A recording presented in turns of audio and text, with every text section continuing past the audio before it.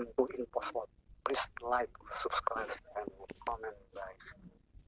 Tentunya sebagai pelatih geram atas kekalahan dari Bahrain, sehubungan dengan kekalahan tersebut, maka pelatih Australia Graham Arnold menekankan poin-poin penting kepada pemainnya.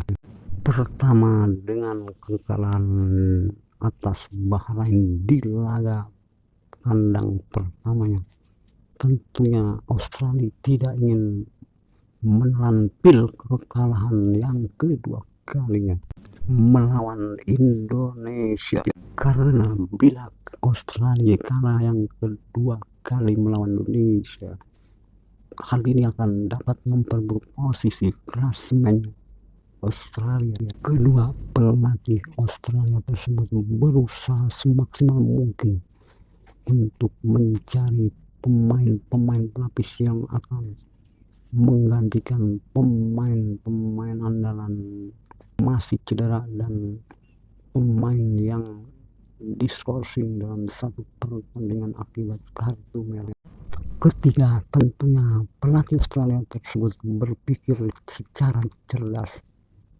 Kenapa di kandang saja yang tanpa mengeluarkan ongkos transportasi bisa kalah? Maka secara lantang dia menekankan bahwa di laga tandang melawan Indonesia, pemainnya harus menang, karena percuma saya bila telah menghabiskan biaya akomodasi dan transportasi ke negara tandang namun hasilnya tetap kalah.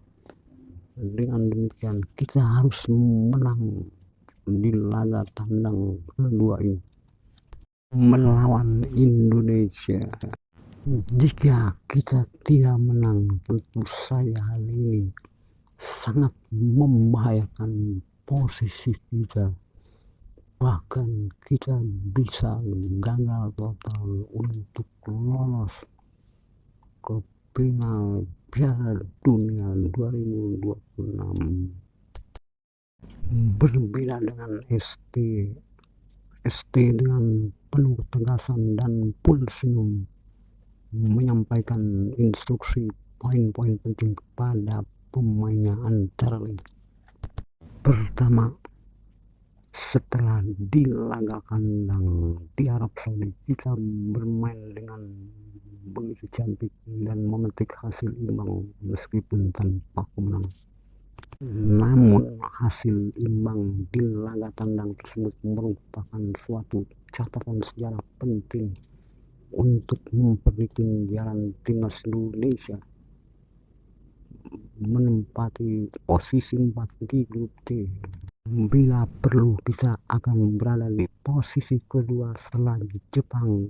Kedua, setelah kita bermain imbang di laga tandang, maka untuk laga kedua di kandang kita, maka kita harus dan wajib untuk mencuri poin 30.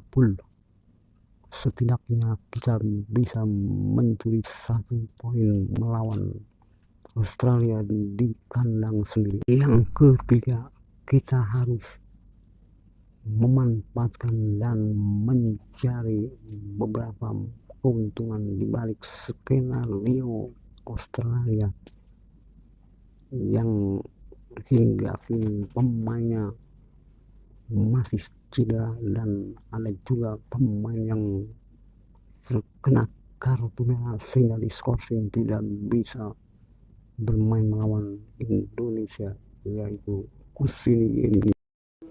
Tentunya kita pasti menang jika kita bermain dengan nyaman tanpa beban. Kita tidak merasa puas diri dan merasa jumawa. Di sini bukan soal poin 3, tetapi sebagai balas dendam di depan mata.